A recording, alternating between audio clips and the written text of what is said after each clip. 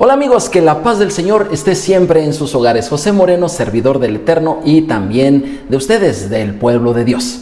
En esta ocasión estaremos viendo un capítulo muy controversial históricamente, Apocalipsis capítulo 17, que lleva por nombre La Gran Ramera. Sin embargo, es importante que antes de eso te recuerde que la palabra del Señor se lee por secciones, por porciones, y que en esta ocasión es la última del libro de Génesis. Y esta porción lleva por nombre en hebreo Vayehi, que significa y vivió.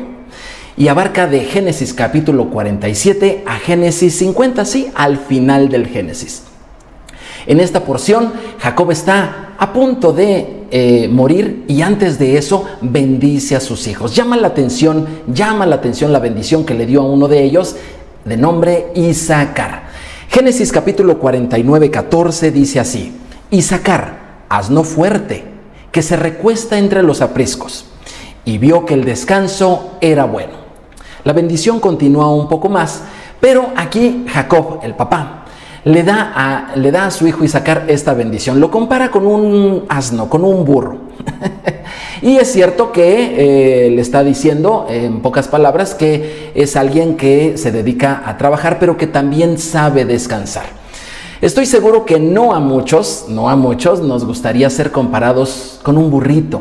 Sin embargo, la connotación que hay de un burrito en Medio Oriente es diferente a la nuestra aquí en Occidente.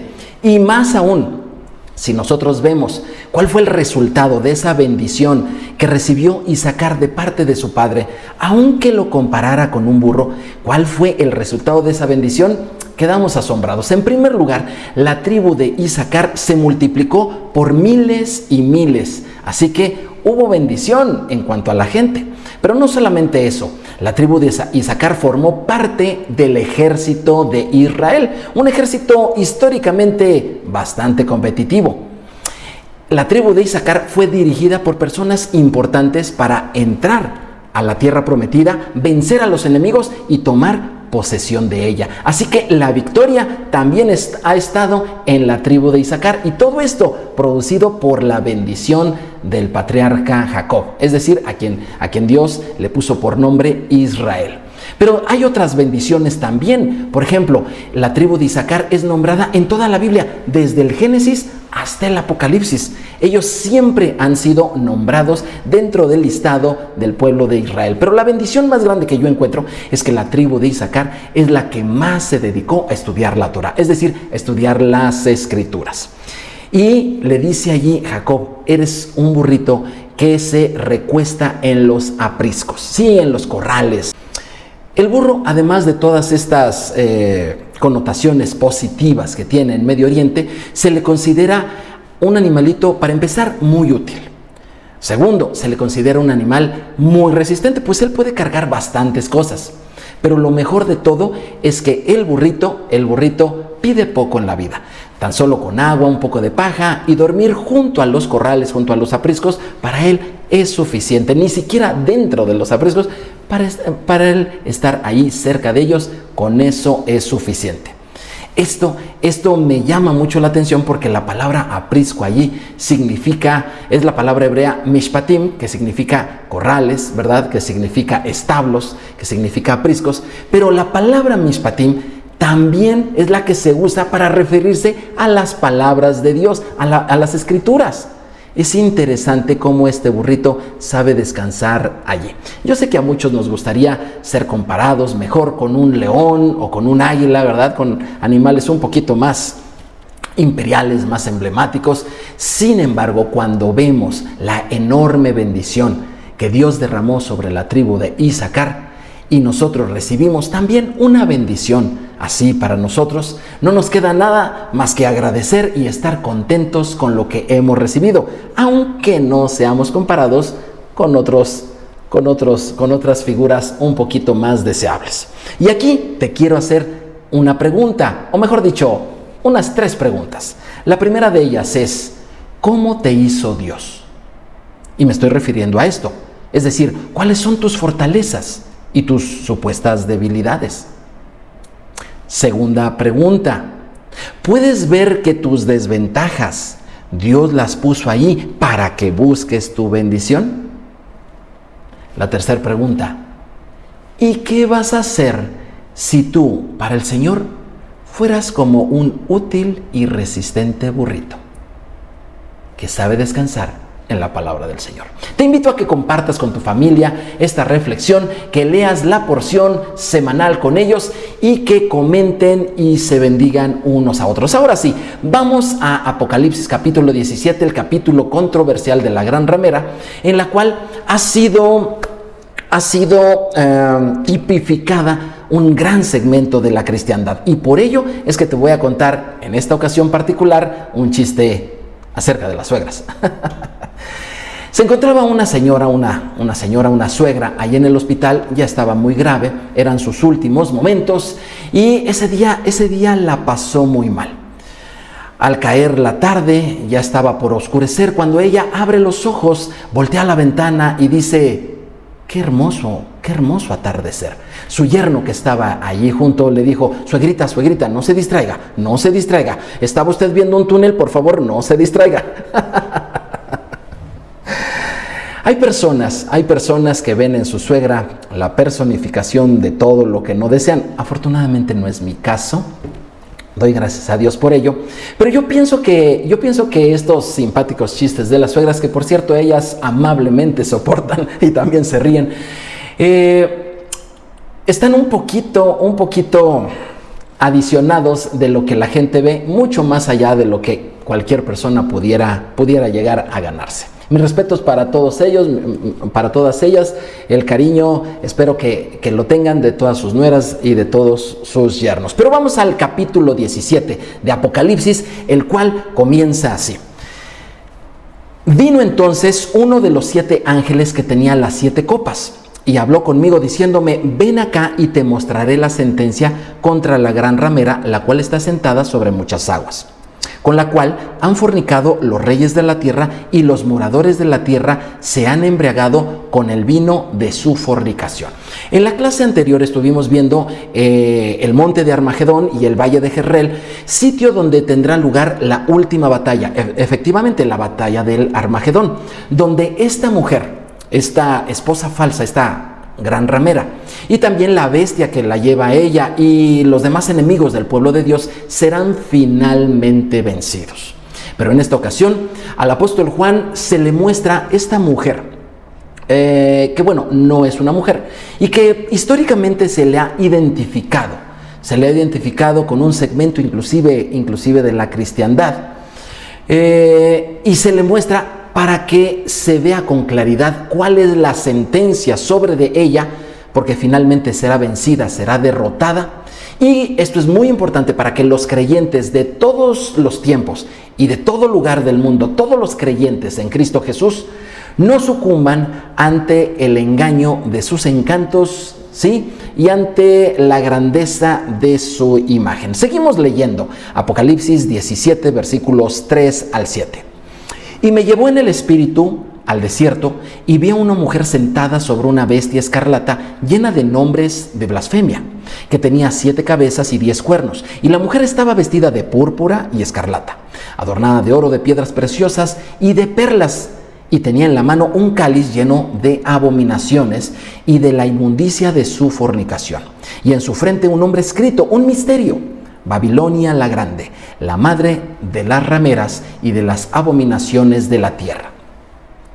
Vi a una mujer ebria de la sangre de los santos y de la sangre de los mártires de Jesús, y cuando la vi quedé asombrado con gran asombro. Y el ángel me dijo: ¿por qué te asombras? Yo te diré el misterio de la mujer y de la bestia que la trae, la cual tiene las 7 cabezas y los 10 cuernos. Aquí va a revelar quién es esa bestia y quién es esa mujer.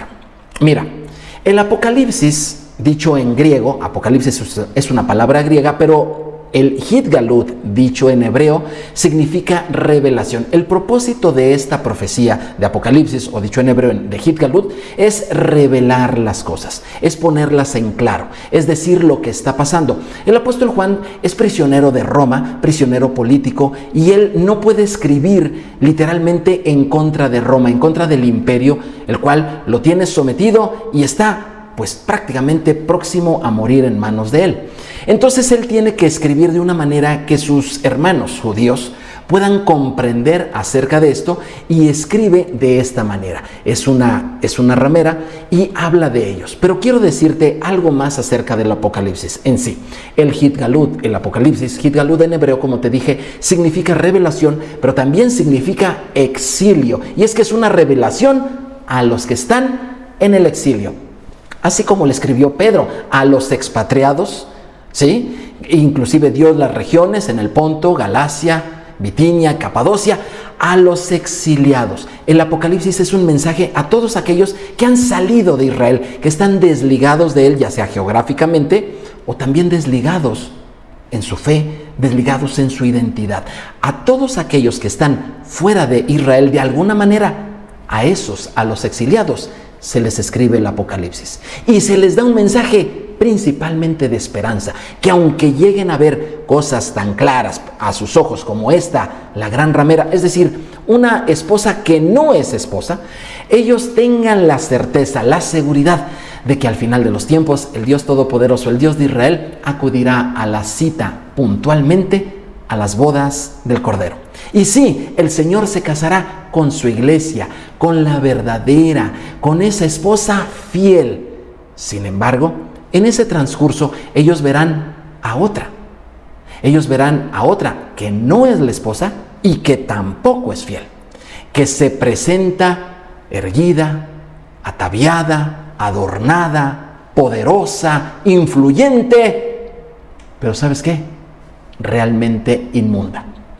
El mundo entero, porque habla que está sentada sobre las muchas aguas, el mundo entero pensará que esa es la esposa del Señor. Pensará que esa es la verdadera iglesia. El apóstol Juan se asombra bastante. ¿Cómo es que esta falsa esposa goce de tantos privilegios en la historia, mientras que la verdadera iglesia tiene que vivir paciente y casi silente, esperando su redención en el Señor? Pero sigamos la lectura de Apocalipsis 17, versículos 8 al 11, y dice así: la bestia que has visto era y no es, y está para subir del abismo e ir a la perdición, y los moradores de la tierra, aquellos cuyos nombres no están escritos desde la fundación del mundo en el libro de la vida, se asombrarán viendo la bestia que era y no es y será. Esto es para la mente que tenga sabiduría. Las 7 cabezas son 7 montes, sobre los cuales se sienta la mujer, y son 7 reyes. 5 de ellos han caído, uno es y el otro aún no ha venido. Y cuando venga es necesario que dure breve tiempo. La bestia que era y no es también el octavo, y de entre los 7 y va a la perdición. Una de las primeras buenas noticias de todo esto, mis amados, a pesar de que Juan se le está advirtiendo que el mundo desde que él estaba hasta nuestros días se pondría cada vez más engañoso, más confuso en todas estas cosas, donde la política y la fe se mezclarían en una especie de bestia rara que buscaría el mal y la maldad en todo el mundo. A pesar de todo eso, la primer buena noticia es que esa bestia y esa ramera serán vencidas por el Cordero. Esa es la primera buena noticia y de esperanza que nosotros debemos de tener. Sin embargo, yo te había dicho que esta mujer falsa, esta falsa esposa, ha sido identificada durante siglos, prácticamente desde el siglo XVI, ha sido identificada con la iglesia en Roma. ¿Por qué de esto? Aquí dice que está sentada sobre 7 montes. Y bueno, obviamente Roma es la ciudad sobre los 7 montes, es uno de los nombres poéticos que se le da a esa ciudad allá en Italia. Y bueno, Roma era el imperio que tenía oprimido al apóstol Juan y a todo Israel, y entonces de manera fácil puede identificarse con la religión en ese lugar, que tiene su sede en ese lugar. Pero quiero decirte que si bien esto puede parecer así, quiero decirte que no necesariamente esto tenga que ser así. En repetidas ocasiones en las clases yo te he dicho que la Biblia se explica sola. Y si bien es cierto que podemos ver en la iglesia romana muchas de las características que se encuentran en Apocalipsis 17 que describen a esta mujer, lo mejor es preguntarle a la misma Biblia quién es esta bestia, quién es esta falsa esposa. Porque como te digo, la Biblia se explica sola. Y para poder ver quiénes son estas bestias, tenemos que ir al profeta Daniel, capítulo 7, versículo 17, que con toda claridad nos dice: estas 4 grandes bestias son 4 reyes que se levantarán en la tierra. Así que, mis amados, las bestias son imperios, son gobiernos político-económicos que se valen de las ideologías, es decir, de la religión, para implementar sus deseos, sus caprichos sobre la tierra. ¿Por qué el mundo evangélico se ha empeñado tanto en identificar a la Iglesia Católica como la ramera de Apocalipsis capítulo 17? Bueno, las razones pueden ser muchas. A mí se me ocurre una muy lógica. La Iglesia evangélica ha sido la parte de la cristiandad que ha querido que la Biblia esté en nuestro idioma.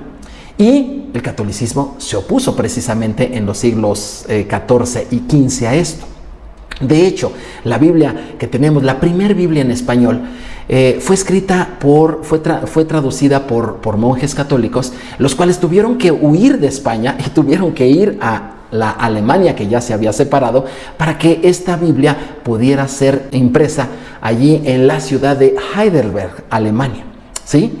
Esa riña, esa pugna que se tuvo en la cristiandad entre que si la Biblia sería traducida a los idiomas como alemán, inglés, español, francés y todos los demás, esa pugna que hubo en la cristiandad provocó que los que sí quisieron la traducción de la Biblia vieran personificado todo el mal de ellos en este Apocalipsis capítulo 17 y que lo ligaran a la otra parte de la cristiandad. Esto puede ser así, puede ser que no, pero la Biblia sí nos dice que la bestia es un gobierno, son reyes, son poderes políticos. Esa es la bestia. Y hablando específicamente de esa bestia, son poderes políticos que han estado literalmente en contra de Israel, imperios contra el pueblo de Dios, contra Israel. No habla de todos los imperios. En la historia nosotros vemos el imperio, por ejemplo, el imperio japonés, el imperio chino, hay imperios en la India, etcétera, etcétera. No habla de todos los imperios, sino de aquellos que específicamente han estado en contra del pueblo de Dios, en contra del pueblo de Israel. Y te presento aquí a 6 de ellos, y el séptimo es una incógnita. Pero bueno, el primero, que por cierto, una de las tantas referencias de que es un imperio contra Israel, está allí. El primero de ellos, Egipto, y está mencionado en Éxodo 2:23. El segundo, el imperio de Asiria, y está mencionado como tal en Isaías 7:17. Babilonia, que específicamente estuvo en contra de la tribu de Judá, en Primera de Crónicas, capítulo 9, versículo 1. Y los imperios de Persia y de Grecia, ambos se les menciona contrarios al pueblo de Dios en la misma escritura. Daniel 10:20. A Roma se le menciona como un opresor de Israel en el Evangelio de Juan, capítulo 11, versículo 48. Y ese séptimo monte, ese séptimo rey, ese séptimo imperio, del cual no sabemos cómo se llame, lo menciona Apocalipsis 7, versículo 10, el cual tiene que durar poco tiempo. Así es. Históricamente, Israel siempre ha tenido por enemigos a grandes potencias en la humanidad. El día de hoy muchos hablan que ese nuevo imperio, ese imperio que está en contra de Israel, puede ser la Liga musulmana, o puede ser el nuevo orden mundial. En fin, hay muchos nombres que se le da a ese imperio. Pero más allá de solamente delimitarlo a una parte de la cristiandad o ver que solamente una parte de ello reúne esos requisitos, vamos a ver las características de esta mujer, esta falsa esposa, esta que no es ni santa ni tampoco estará en las bodas del Cordero, por más que lo quiera proclamar y hacerse ver así en toda la historia. Las características son que está vestida de escarlata, y esto es que esta falsa esposa, es decir, esta iglesia supuestamente creyente en el Dios de Israel, está asociada realmente con el pecado. También está vestida de púrpura y eso habla de realeza, es decir, está asociada con el poder político. Esta falsa iglesia, esta gran ramera, lleva un estilo de vida con apariencia de prosperidad, le va bastante bien, ¿sí? Y está presente en todo lo largo y ancho de la tierra. Esta falsa esposa tiene un cáliz, una copa llena de inmundicia y de fornicación. Esto nos habla de que es una iglesia que, aunque proclame al Dios de Israel, ¿verdad?, está ajena a la santidad y, al contrario, está cercana a la idolatría. Esta gran ramera hace que la gente se olvide del Dios de Israel, como lo menciona la Biblia. Hace que se olvide de la palabra del Dios de Israel y hace que se olvide del pueblo de Israel. Esta falsa esposa está sentada, es decir, está tranquila, está calmada, está dominante sobre las multitudes.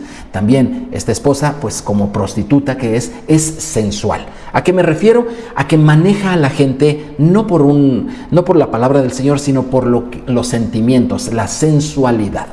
Y por último, esta falsa esposa provoca la muerte de los niños, la muerte de los hijos, así como lo hiciera Faraón en su tiempo, o así como lo hiciera el engaño que sufrió Israel a través de varios dioses, como el dios Moloc, que no es Dios, ¿verdad?, y que mataban a niños, los quemaban, en otros casos los estrellaban contra paredes, como el faraón que los echó al río Nilo, o como inclusive Herodes que mandó matar a los niños en Belén.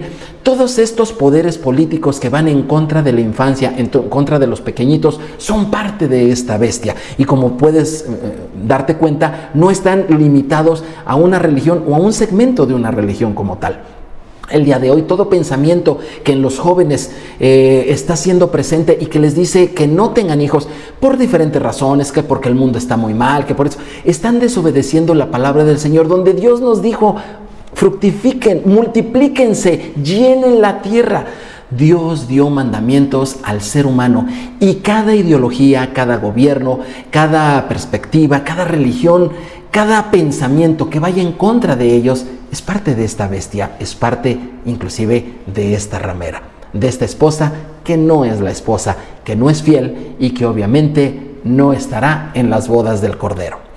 Mis amados amigos, un detalle interesante es que dice que era y no es, pero que será. Es decir, este imperio ya estuvo antes del tiempo de Juan. ¿Y cuál estuvo inmediatamente antes de los tiempos de Juan? Bueno, si a Juan le tocó vivir el imperio romano, el inmediato anterior fue el imperio griego.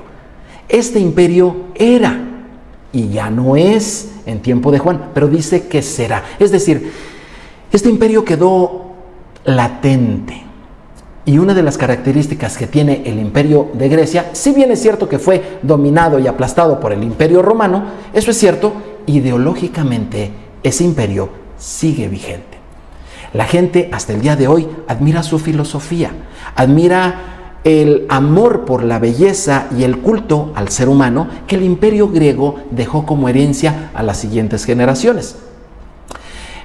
Inclusive se hacen muchas cosas originadas en el imperio griego, como la celebración de las Olimpiadas y muchas otras cosas que no tengo tiempo en este momento, pero que están infiltradas en el pensamiento cotidiano de la gente.